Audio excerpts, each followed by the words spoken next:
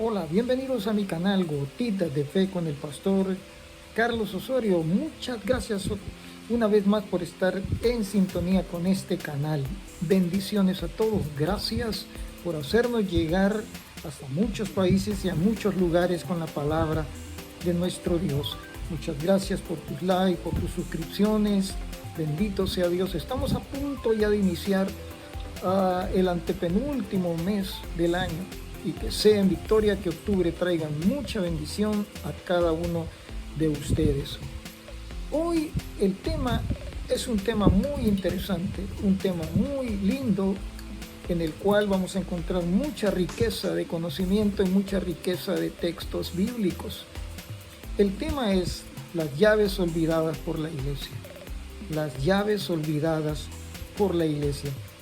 Quédate donde estás, no te muevas y serás bendecido a través de este canal y de este mensaje. Bendiciones, continúa con nosotros.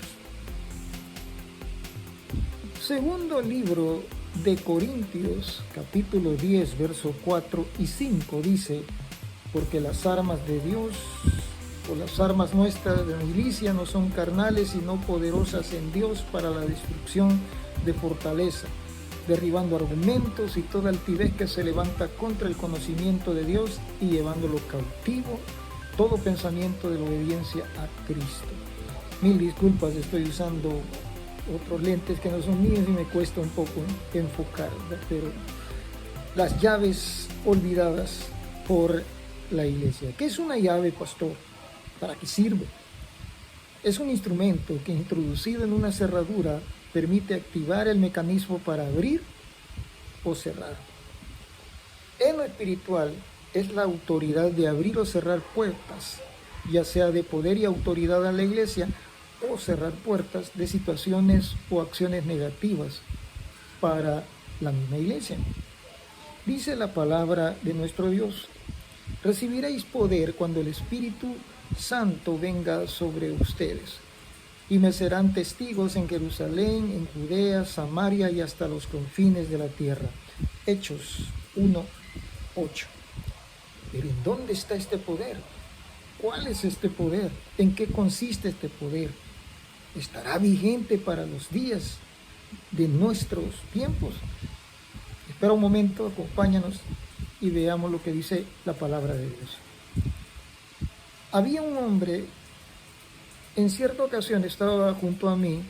Yo era primera vez que estaba comprando mi teclado, era primera vez que compraba un instrumento, y el hombre estaba a la par mía con una televisión diciendo: mira, quiero que me cambien el equipo porque no sirve. Lo decía en un tono muy educado, no lo decía en ningún momento con gritos ni faltando el respeto. Le dice a la señorita: ¿qué le pasa al televisor? No enciende, no da señal, lo que pasa, no sirve, lo que pasa es que me enciende y no miro nada, no puedo conectar nada, no se mira ningún canal, le pongo antena y no sirve, y no sé qué hacer. Le dice la señorita: mire, era un televisor, en aquel entonces no había Smart TV, era un televisor de los, ni siquiera pantalla plana, sino un televisor grande, pero te acuerdas de los primeros en el que podías conectar, ¿verdad? Que VHS, DVD, GameCube, lo que sea, tenía esos adaptadores. Ok, entonces el hombre decía: no funciona esto. La señorita le dijo: ya leyó el manual sobre cómo conectar correctamente el equipo, y dijo: no, yo no tengo tiempo de leer el manual, permítame. La señorita sacó el manual y comenzó a verlo. Le dijo: vamos a hacer una prueba. Instalaron una antena de conejo, comenzó a hacer modificaciones, ¿verdad?, dentro del televisor, y ¡pum!, empezó a transmitir. El señor se quedó admirado y le dijo: ¿qué le hizo? Nada, le dijo, simplemente leí el instructivo. El hombre, muy avergonzado, dijo: muchas gracias, voy a leer esa parte para aprender a usarlo. ¿Sabe? La iglesia tiene un poder delegado por Dios, dunamis, dinamita, pero es la iglesia la que no lee el manual, la que no entiende cómo, de dónde reside ese poder y cómo recibir, cómo abrir las llaves de ese poder que el Señor ha dejado por medio de su Espíritu Santo. Estamos igual que el hombre, diciendo que algo nos sirve, que algo no es para nuestro tiempo, cuando no leemos las instrucciones. Escudriñad las Escrituras, porque en ellas os parece que encontraréis la vida eterna. ¿Cómo volver, pastor, a ser una iglesia de poder? El Señor dejó este poder o autoridad bajo ciertas situaciones que activen este poder, bajo ciertos requerimientos a las cuales, por razones de enseñanza pedagógica, yo le voy a llamar llaves, por la similitud de su función, decíamos al principio, abrir o cerrar, ¿sí? Vamos a ver cada una, sí, de estas llaves que la iglesia ha engavetado. Qué tremendo es cuando tú dejas las llaves dentro de tu casa, cuando tú dejas las llaves dentro de tu carro. ¡Wow! Es un quebradero de cabeza. Sí. No puedes encender tu carro, no puedes entrar a tu casa. ¿Qué sucede cuando la iglesia no activa esas llaves que el Señor ha dejado, esa autoridad que el Señor ha dejado y las engaveta, las guarda, no las usa? Pues obviamente vamos a tener una iglesia sin autoridad, sin poder, anémica, decadente, ¿sí? Una iglesia sin victoria. Llave número 1.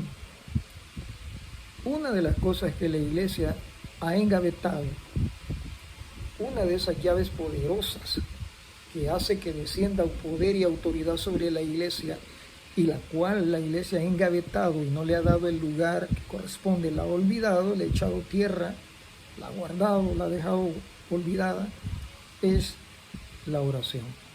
Número 1, la llave de la oración. Cualquier cosa que ustedes pidan en mi nombre, yo la haré. Así será glorificado el Padre en el Hijo.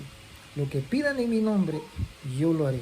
Juan capítulo 14, 13 al 14. La oración provoca milagros. Les aseguro, dijo el Señor, que si tienen fe y no dudan, podrán decirle a este monte, quítate de ahí y tírate al mar. Y así se hará. Si ustedes creen, recibirán todo lo que pidan en oración.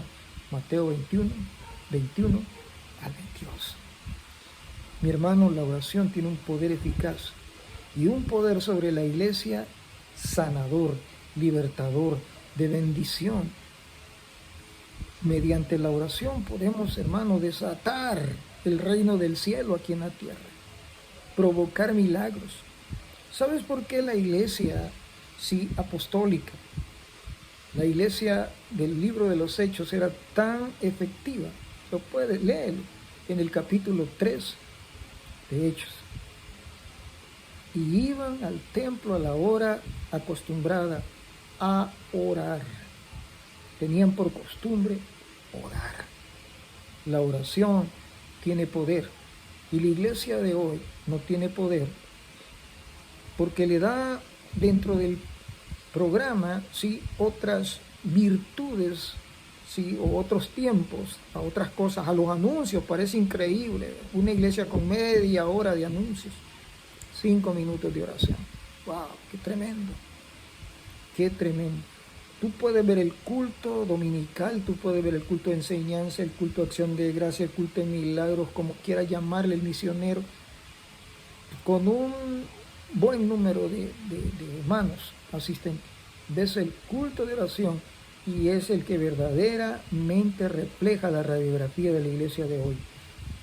Paupérrimo, vacío, gente durmiéndose, si llegan a dormirse, y lo mejor es, no llegan. Buscan cualquier excusa o cualquier ocupación en el momento y en el día, pero no llegan, ¿sí? Dice la palabra, cuando hubo orado, el lugar en que estaban congregados tembló y todos fueron llenos del Espíritu Santo y hablaban con denuedo la palabra de Dios. Hechos 4:31. Mira el poder de la palabra. Mira el poder, hermano, de la oración. Wow. Si es que un pueblo que ora es un pueblo en victoria. Sí, un pueblo que ora es un pueblo en victoria. La clave número 1 que ha olvidado la iglesia es la oración. Usamos la oración como parte del programa. Usamos la oración como una bienvenida, ¿verdad? Venga usted, ¿verdad? Y haga una oración en que sea repetida, pero usted hágala. Y no nos damos cuenta que la iglesia ha perdido autoridad y la iglesia ha perdido poder porque ya no oramos. Primera de Reyes 18, del 36 en adelante dice: al llegar el momento del sacrificio de la tarde, Elías se acercó al altar y oró: Señor Dios de Isaac, de Abraham, de Jacob, ahora te pido que des prueba de que tú eres el Dios de Israel y que soy tu siervo.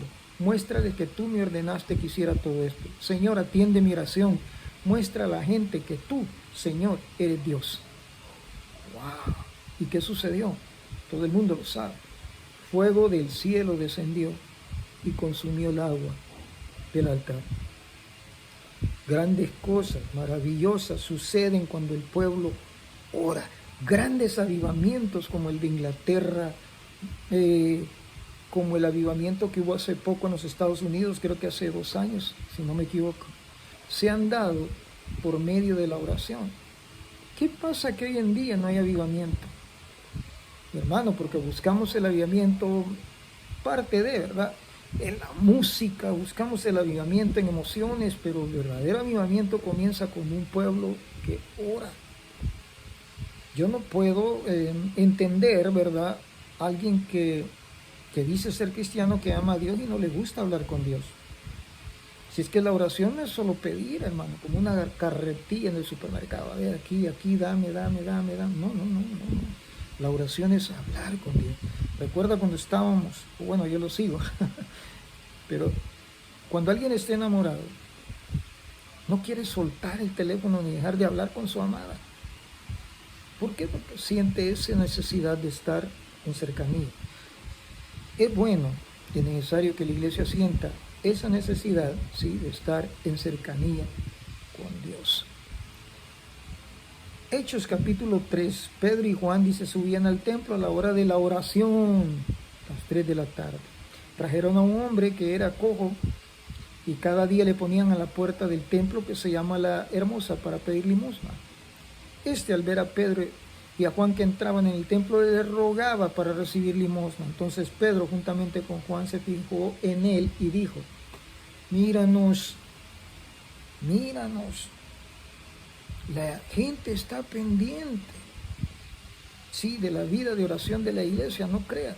¿Cuántas veces te lo han dicho? A mí me lo han dicho muchas veces. Y si tienes esa necesidad, por favor, coméntame. Pero me dicen, por favor, ore por esta situación, ore por mi hijo, ore por mi esposa, ore por un trabajo, etcétera, etcétera. Pero la gente considera, la gente cree, la gente tiene por entendimiento de que la iglesia es una sociedad, es una familia que ora, que le gusta orar, y que los cristianos nos gusta orar. ¿Qué le dijo? Sí, mira, no tengo oro ni plata, pero lo que tengo te doy. En el nombre de Cristo Jesús, levántate y anda. ¿Sabes? Eso que tenía era el poder de estar en oración. Daniel, ¿por qué creen que Daniel era, qué le dijera, exitoso como persona? Sí, era detrás de Faraón, era una de las personas, una mente brillante detrás de Faraón, ¿verdad? Dentro del consejo de Faraón, podemos decir. No se menciona en la Biblia que Daniel fuera una persona que pasaba necesidades o escaseces. No. Era una persona próspera y bendecida. Era una persona de principios. Te vamos a echar al foso de los leones, sigue orando. Vamos a hacer, sigue orando. Te vamos a matar, siguió orando 3 veces al día. ¿Cuál era la clave? Daniel propuso en su corazón no pecar contra Dios ni contaminar, pero ¿cuál era la clave? Su vida de oración, mi hermano. Muchas veces nuestras situaciones emocionales, espirituales, nuestros problemas, simplemente los vamos a sostener y vamos a salir de ellos solo mediante hablar con Dios, hermano. Una iglesia que ora es una iglesia que tiene poder. Vamos, iglesia, usa esa llave, usa esa arma que el Señor te ha dado, no la tengas engavetada, ¿sí? Existe la posibilidad de, como Jeremías 33:6, orar por sanidad. He aquí, yo les traeré sanidad y medicina, los curaré y les revelaré abundancia de paz y verdad. Existe una oración para protección, el Salmo 140, líbrame de los malvados, protégeme de los violentos, de los que traman mi mal, y todos, ¿sí?, los que provocan peleas. Amén. Líbranos.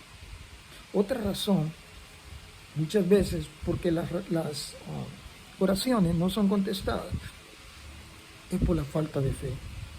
Es porque estamos acostumbrados a hacer oraciones mecánicas. La Biblia dice, pida con fe, no dudando, porque el que dude es semejante a la onda del mar, arrastrado por todo viento y echado de una parte a otra. No piensen que el tal que haga recibirá alguna cosa del Señor. Santiago 1, del 6 al 7. Santiago 1, del 6 al 7. ¿Sabe? Muchas veces pedimos a Dios, pero no creemos.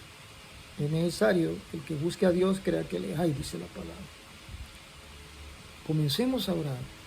Comencemos a despertarnos de madrugada, a levantarnos temprano, a tener, mi hermano, esa comunión con Dios. Y vas a ver cómo las cosas van a comenzar a cambiar. La llave de la oración. Segunda cosa que la iglesia ha olvidado y engavetado, segunda llave, la llave de la palabra, el poder de la palabra de Dios.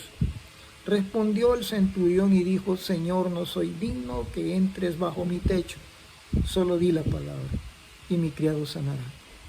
Solo di la palabra. San Mateo 8, del 8 al 9. Amén. Solo di la palabra. La sola palabra de Dios tiene poder.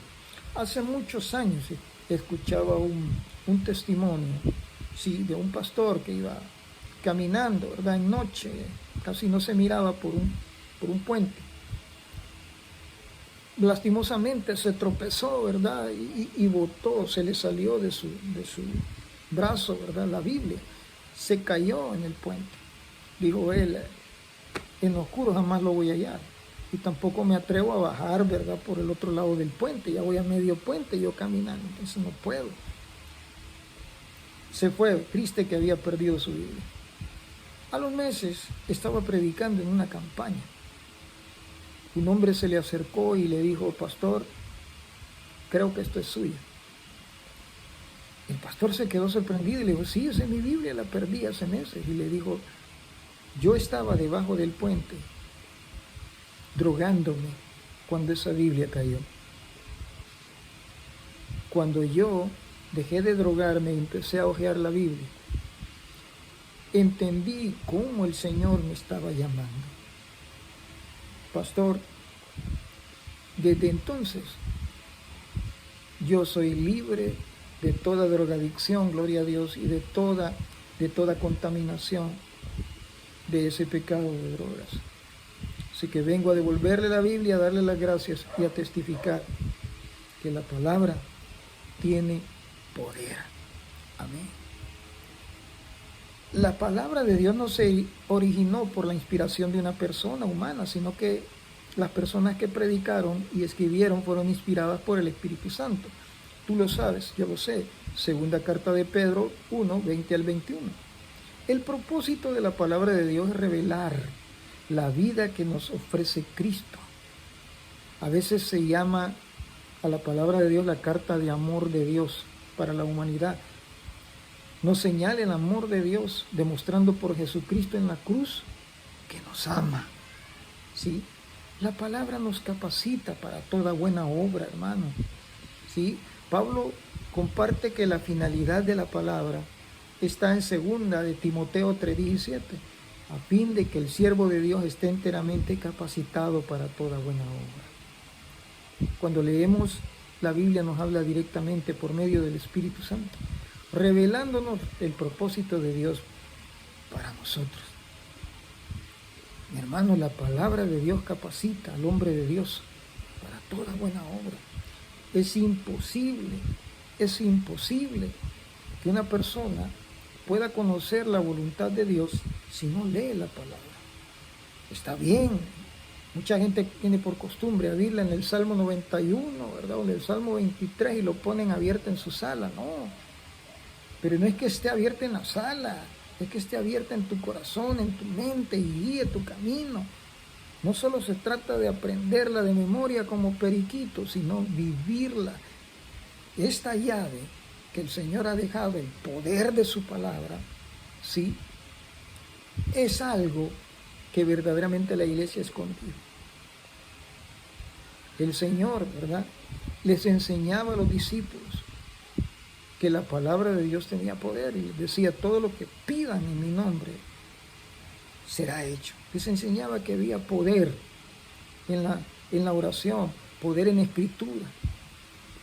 Sí, muchas veces con solo recordarle al Señor sus promesas: Padre eterno, tú dijiste que me he visto justo desamparado, ni su simiente que mendigue pan. Por favor, tu palabra lo dice, y conforme tu palabra lo voy a hacer. ¿Te acuerdas de Pedro? Señor, toda la noche hemos pescado, hemos hecho vigilias, hemos hecho campañas, hemos invitado a los mejores predicadores, hemos hecho ayunas, hemos invitado al grupo de alabanza más pintado del mundo, pero no hay avivamiento. Pero ¿qué dijo Pedro? En tu nombre, en tu palabra, en tu nombre voy a echar la red. Amén. Por favor, usemos la palabra. Dice la palabra del Señor como el que usa la palabra de Dios para bien, para autoridad, que usa para bien la palabra de Dios. La palabra de Dios no es para contender, la palabra de Dios es para vivirla. Es la base de la iglesia. Ustedes son como una casa que le pertenece a Dios. Yo senté las bases de esa casa como un hábil constructor, gracias al don que Dios me dio. Pero hay otros que construyen sobre esa base. Cada uno debe tener cuidado de cómo construir. La base de todo ya está construida y nadie puede construir sobre otra base que no sea Jesús. Amén. Pero ¿quién nos muestra a Jesús? Su palabra. ¿Te recuerdas los discípulos que iban a Emaús? ¿Por qué fueron abiertos? ¿Por medio de qué fueron abiertos sus ojos? Cuando se partió el pan. Yo soy el pan de vida. Cuando leemos la palabra, no lo sé, como que el mundo blanco y negro se nos pinta color y comenzamos a ver y decir: no, hombre, sí. ¡Qué tremendo! Varias veces, ¿sabes?, yo quise hacer pancakes, pero como nunca leía las instrucciones, ¿verdad?, me quedaban como, no sé, como agua, así todos. En El Salvador decimos charosos, ¿verdad?, todos granosos, así.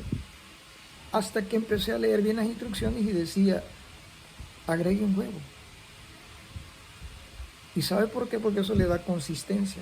¿Cuántas veces hemos querido hacer un pescado frito, pero no usamos como hacían o como hacen nuestras abuelas, ¿no? Sí, que le untan no sé cómo se llama ese polvito, ahorita estoy tupido, hermano, ¿verdad? ¿Cómo se llama? Avena o harina, ¿verdad? Y eso es para que no se despelleje. Porque no, cuando levantemos la cola el pescado nos queda todo y qué te dijera, el espinazo y el pescado pegado ahí. Pues la palabra de Dios es el pegamento, ¿verdad?, que une nuestra fe con Dios, porque tiene una base. Nuestra fe tiene una base y esa base es la palabra de Dios. Es increíble que la propia iglesia sí esté enviando a la palabra de Dios a un segundo papel, elevando doctrina, ¿verdad?, y corrientes doctrinales a un puesto superior a la palabra de Dios. Por ejemplo, el Evangelio de la Prosperidad, ¿verdad?, sobre la palabra, y buscamos los textos que se acomoden a eso.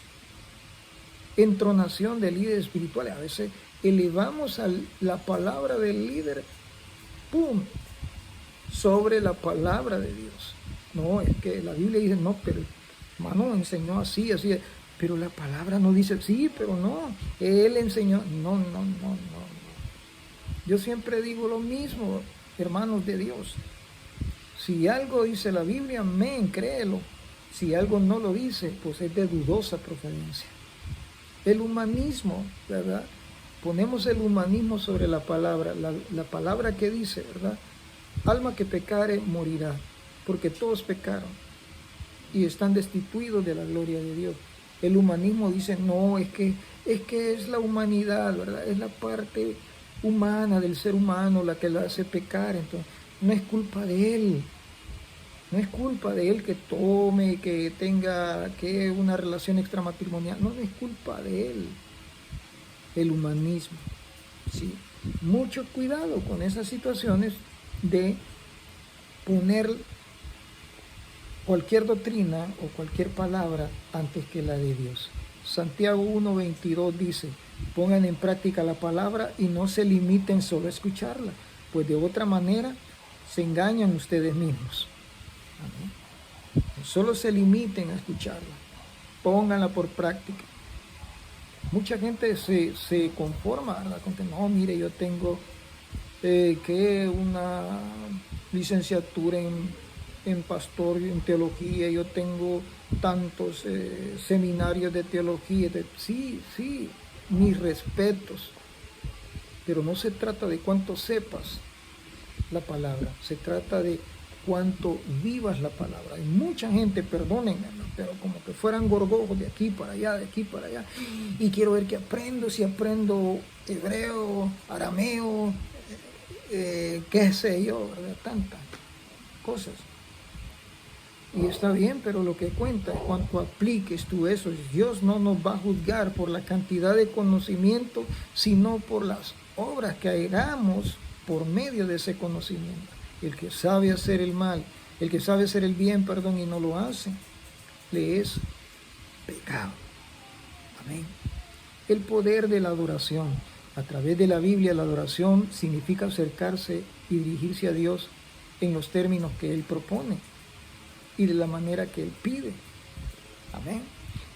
Si asistes a la iglesia, ya te habrás dado cuenta que la mayoría de los servicios comienzan de la misma manera, todos entonando los coros, los cánticos de adoración a nuestro Dios. Si son cánticos de celebración, observarás a mucho aplaudiendo, ¿verdad? Cantando, dando voces. Si son cánticos de reverencia o lentos, observarás a algunos con las manos levantadas, otros de rodillas, con sus manos ¿qué te dijera? Al cielo, ¿verdad? Otros postrados, otros llorando, etc. De repente nos hacemos una pregunta: ¿cuál es la importancia de que yo demuestre mi adoración y mi alabanza al Señor? Número 1, porque en la adoración hay victoria. Amén. Victoria. La palabra de Dios nos dice en 2 de Crónicas, capítulo 20, que había un rey llamado Josafat, el cual estaba temeroso junto a su pueblo, ya que ciertos grupos se habían levantado para hacerle frente en la batalla. Josafat, como estaba temeroso, convocó a un ayuno a todo el pueblo. ¿Y sabes qué? Todos comenzaron a humillarse y a adorar al Señor. No tengan miedo ni se amedrenten al ver esa gran multitud, porque esta batalla no es de ustedes, es de Dios. Amén. Jehová es mi guerrero. Oh, pues no es mi guerra, sino la de Dios. Amén. Mire qué preciosa enseñanza con lo que es el poder de la adoración. Pablo mismo estaba en la cárcel y a medianoche Pablo y Silas renegando. Y a medianoche Pablo y Silas profiriendo reclamos a Dios. A medianoche Pablo y Silas, Hechos 16, cantando himnos. ¿Te imaginas tú en medio de una enfermedad y adorando a Dios?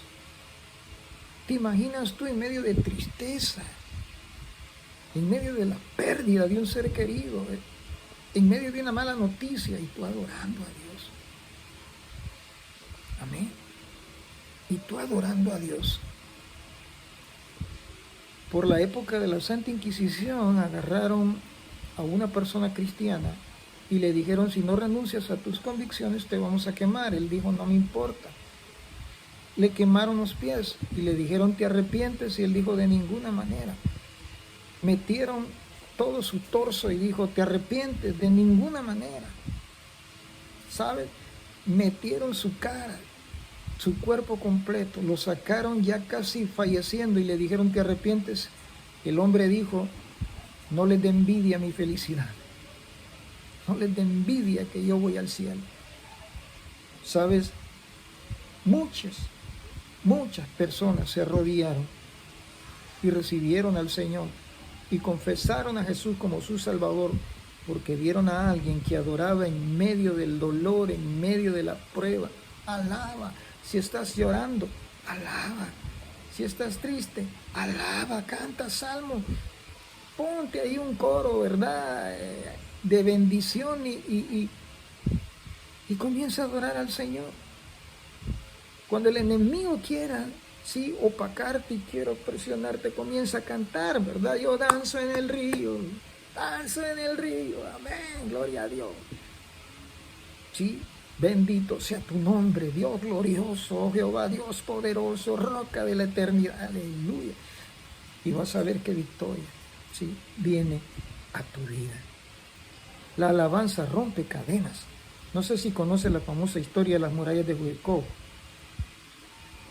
pero cuando el séptimo día ellos entonaron cánticos, gritos, sonaron las trompetas, los muros cayeron. ¿Cuántas pruebas, cuántos muros caerían si nosotros aprendiéramos a adorar? Si la iglesia comprendiera que no es solo un tiempo, hombre, para tardistas. ¿A qué hora empieza el culto?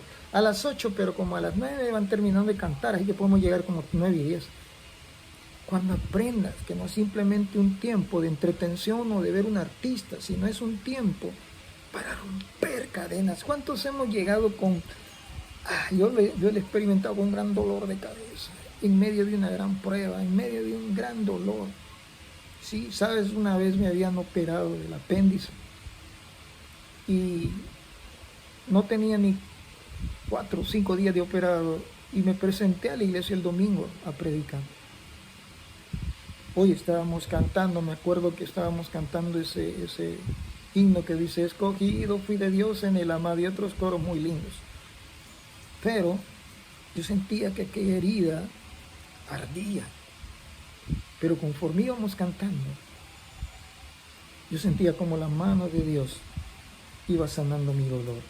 ¿Cuántas veces has llegado llorando, roto? Tal vez te acaban de despreciar, tal vez te acabas de discutir en tu hogar.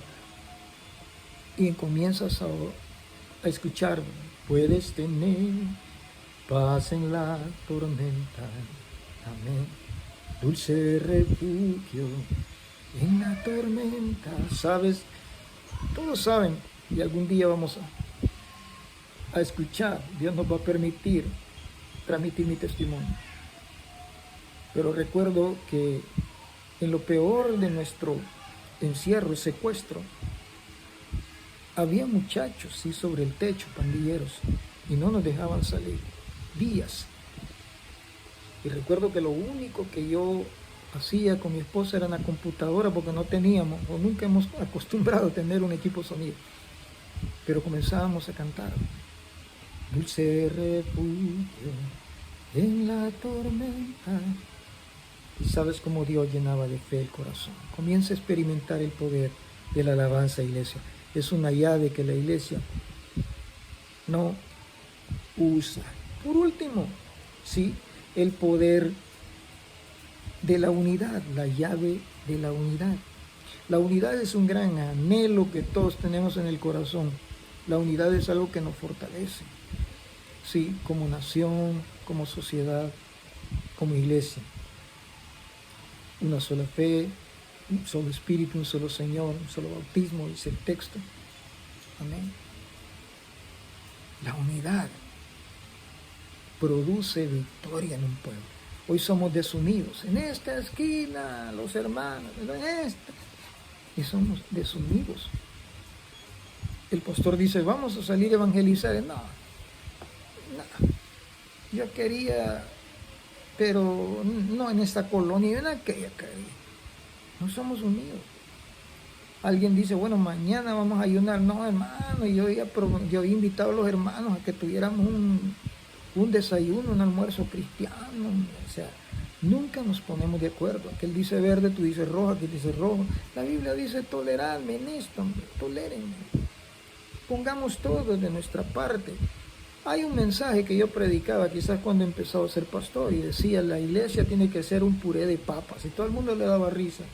Pero lo que yo quería comprobar era que cuando tú pones las papas a hervir y comienzas a descascararlas, no te das cuenta si esta papa la compraste en la tienda de Doña Tita o en el mercado con Don Rafael. No, es una sola papa, es una sola masa. ¿Por qué la iglesia no puede ser así, un puré de papas? ¿Sí? Tiene que hervirse para quitarle la costra, lavarla para quitarle lo sucio, despellejarla o quitarle la cáscara a la papa para que esté blandita. Lo mismo nosotros tenemos que pasar por diferentes situaciones para que aprendamos a amarnos, a perdonarnos.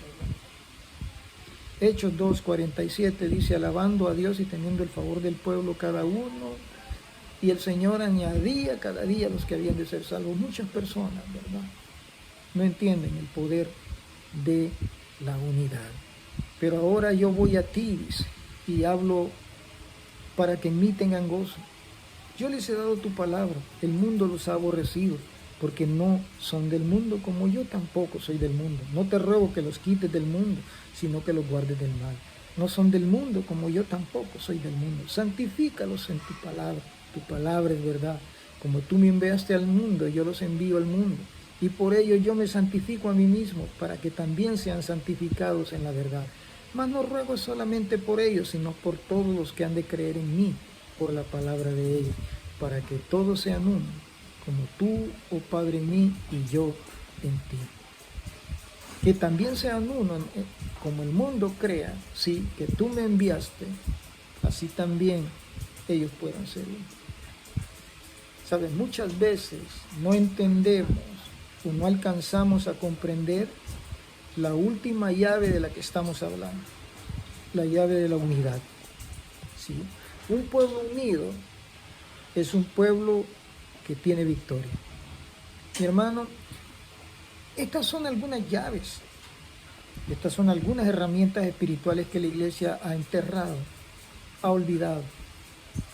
Hemos dejado de leer la palabra, hemos dejado de orar, hemos dejado de adorar, hemos dejado de ser unidos. Cuando la iglesia vuelva, como decía Pablo, no te olvides de la imposición de manos, no te olvides de los rudimentos de la fe. Y estos son rudimentos de la fe. ¿Qué cristiano, qué iglesia sabe o desconoce que tiene que orar o leer la Biblia? Pero no lo hacemos, ¿verdad? Mi hermano, Dios tiene planes y Dios tiene un propósito de victoria para la iglesia. Pero la iglesia también tiene que descubrir en el amor del Señor estas herramientas que el Señor ha dejado para que nosotros tengamos victoria en Él.